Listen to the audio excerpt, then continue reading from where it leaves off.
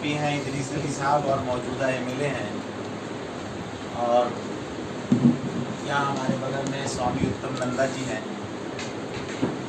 Father ہیں bishop اگسٹین صاحب ہیں، اور سوامی پرمانند جی ہیں، اور آپ تمام حضرات ہیں۔ آپ کو معلوم ہے کہ ہم لوگ کی یہ جو میٹنگ ہے کس طرح کی میٹنگ ہے، کس وشے کو لے کر کے ہو رہی ہے۔ یہ عید الاضحیٰ کے تعلق سے ہے۔ عید الاضحیٰ کا تہوار 1 اگست کو ہے، اور یہ مسلمانوں کا بہت ہی اہم تہوار ہے،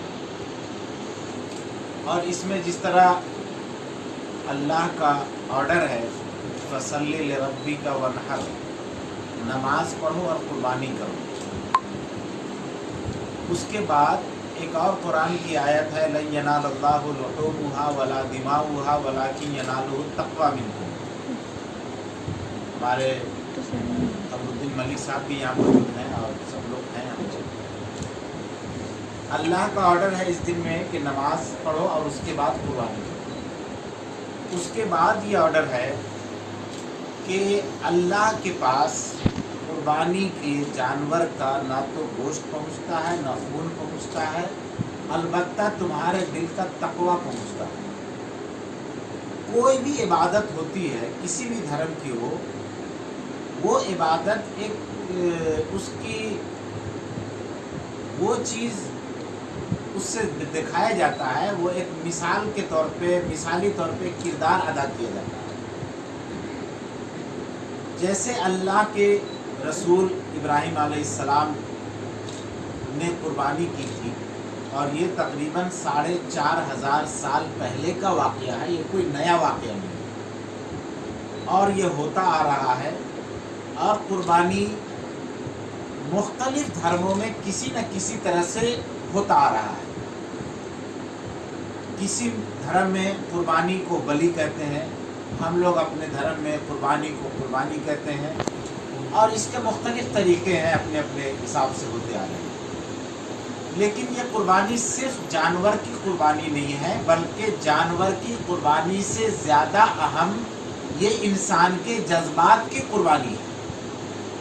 جذبات کی قربانی ایک اچھا سماج بنانے کے لیے قربانی جو سبق دیتا ہے وہ یہ سبق دیتا ہے کہ آپ دوسروں کے لیے اپنا کرسی چھوڑ دیجئے، یہ بھی قربانی ہے۔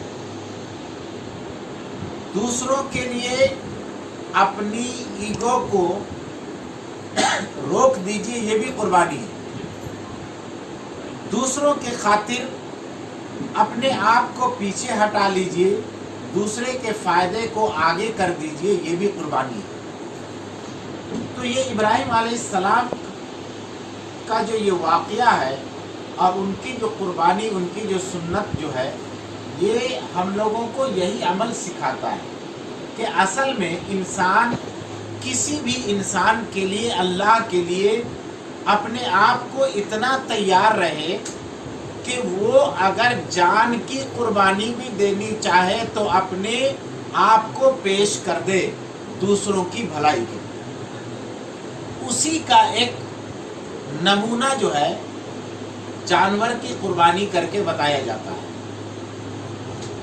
اور یہ اس سلسلے میں جو مختلف ملکوں میں جو جانور آسانی سے دستیاب ہیں، جو اس کا کرائٹیریا ہے قربانی کا، اس کے حساب سے جو دستیاب ہے لوگ اس کی قربانی کرتے ہیں۔ ہم لوگ بھارت میں بھی برسوں سے قربانی کرتے آ رہے ہیں، اور بھارت کے تمام بھارتی لوگوں کا یہ طریقہ رہا ہے کہ ہر بھارتی دوسرے بھارتی کے تہوار میں اس کے لیے مددگار بن کر کے کھڑے رہے۔ یہ ہمارے بھارت کی پہچان ہے، اور آج سے 2-3 دن کے بعد پھر قربانی ہونی ہے۔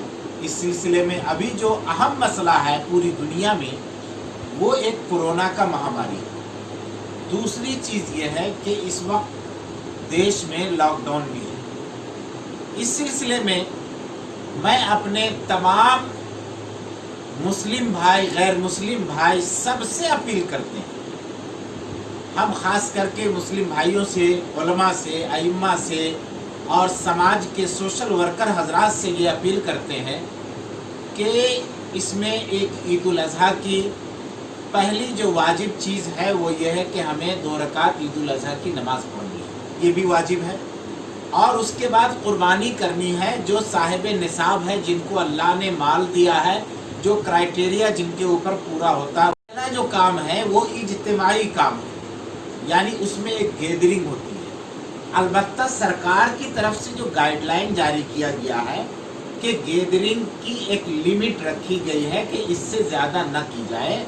हम अपने तमाम मुस्लिम भाइयों से अपील यही करते हैं कि आप गवर्नमेंट के गाइडलाइन को मानते हुए उसके मुताबिक नमाज अदा करें और सड़कों पर, खुली जगहों पर जहां सरकार ने मना किया है वहां भीड़ न लगाएं और वहां इकट्ठा एक साथ बहुत से लोग बड़ी गैदरिंग न करें। सोशल डिस्टेंसिंग का ख्याल रखते हुए, साफ सफाई का ख्याल रखते हुए नमाज अदा करें। रास्तों पे हरगिज नमाज न पढ़ें। और मस्जिदों में जमात, एक मस्जिद में आप कई जमात पढ़ा लें तो इससे क्या होगा, सोशल डिस्टेंसिंग भी मेंटेन होता रहेगा, सरकार के आदेश का पालन भी होता रहेगा और हम आसानी से ईद उल अज़हा की नमाज भी अदा करें। दूसरी चीज है, उस दिन अल्लाह ने कहा नमाज के बाद अल्लाह को जो सबसे ज्यादा पसंदीदा अमल है वो कुर्बानी है। कुर्बानी जो है ये भीड़ भाड़ का काम नहीं है, ये इज्तिमाई काम नहीं है, ये इनफरादी काम है।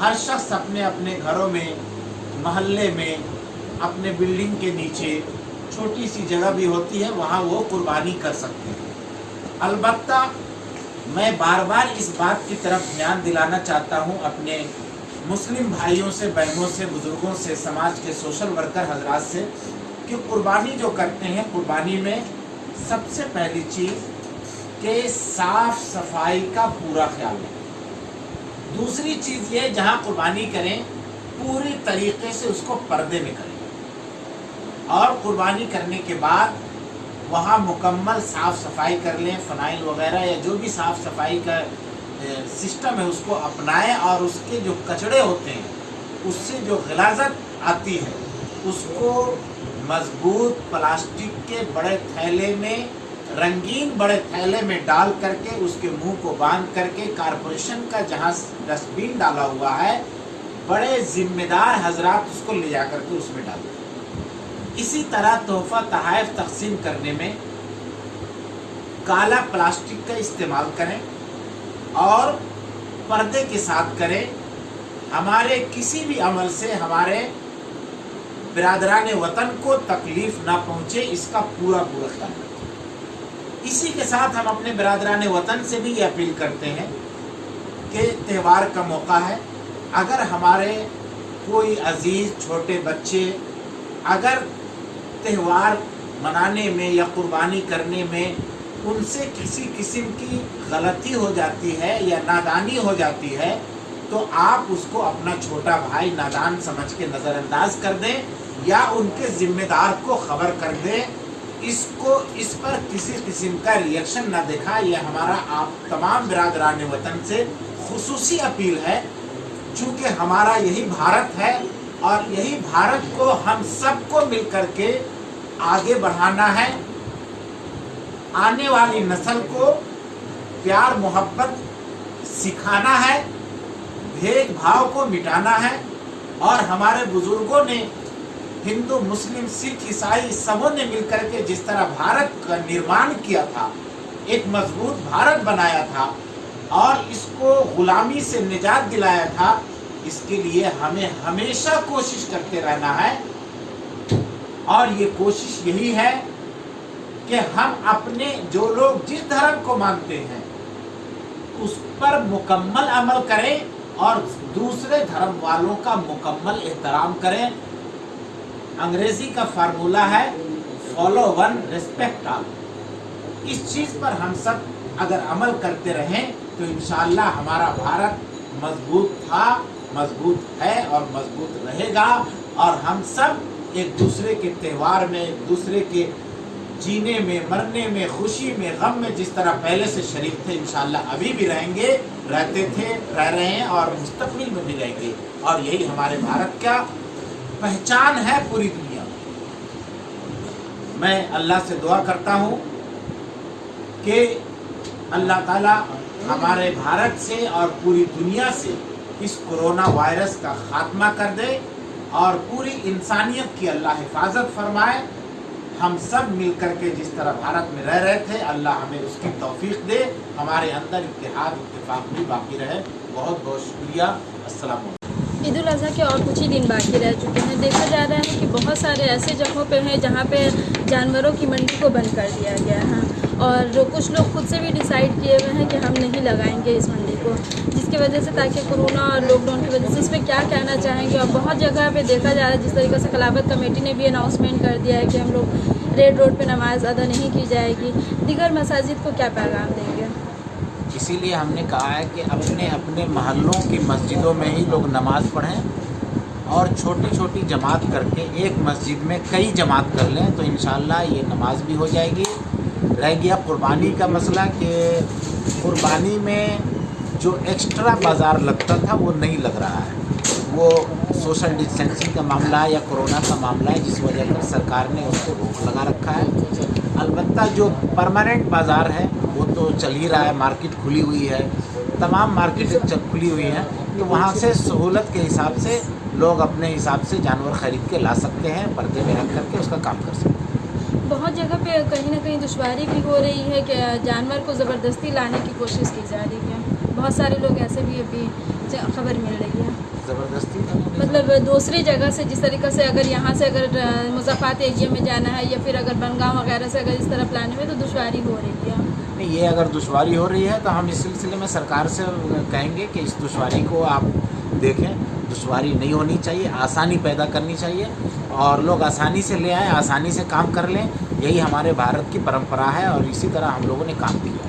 खिलाफत कमेटी ने जिस तरीके से अनाउंसमेंट किया है कि सड़क पे नमाज ना पढ़े, दीगर अभी भी देखा जाएगा तो राजा बाज़ार, नारकोडांगा या जो भी छोटी मस्जिद जहाँ पे जिसकी वजह से सड़क पर नमाज पढ़नी पड़ती है, उन मसाजिद को या उन नमाजियों को क्या है पैगाम? हम उन मसाजिद के ज़िम्मेदारों से भी अपील करते हैं कि अपनी अपनी मस्जिदों में कोशिश करें कई जमात कर लें और लोगों से भी अपील करते हैं कि वो सड़कों पर नमाज ना पढ़ें, बड़ी गैदरिंग ना करें, छोटे छोटे जमात करके गवर्नमेंट के गाइडलाइन को मानते हुए नमाज अदा कर लें।